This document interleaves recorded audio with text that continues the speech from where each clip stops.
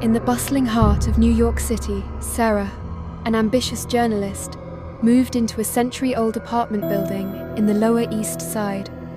The building stood like a forgotten relic, its brick walls blackened by decades of soot and grime.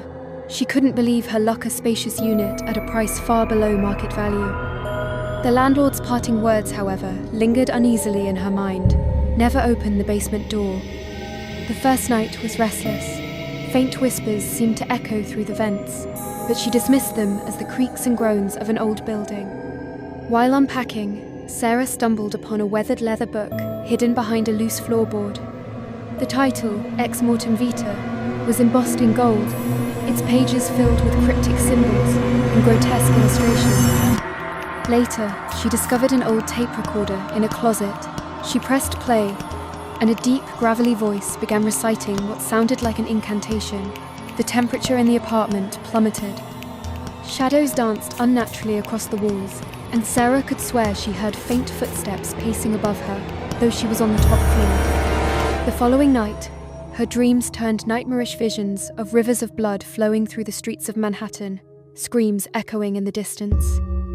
When she awoke, claw marks raked across her arms, as if she'd been attacked in her sleep. Her once friendly neighbor now avoided her gaze, muttering about the curse awakening. Unable to resist, Sarah descended into the basement, her flashlight trembling in her grip. The door creaked open to reveal a chamber pulsating with life. Flesh-like walls undulated, and the air reeked of decay. At the center of the room hovered the leather-bound book, its pages flipping wildly. A monstrous figure began to materialize, a grotesque entity with a skeletal frame, glowing red eyes, and limbs twisting unnaturally. As the entity surged forward, Sarah screamed, her voice blending with the creature's unholy roar. She fled back to her apartment, but the terror followed her.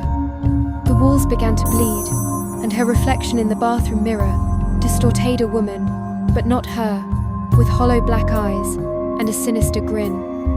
The final scene revealed Sarah standing on the rooftop, her silhouette backlit by a churning red sky. She clutched the book tightly, her voice now the guttural chant from the tape. The camera panned out to show the city below streets darkened, windows shattered, and shadowy figures emerging from every corner. The curse had taken root, and New York would never be the same.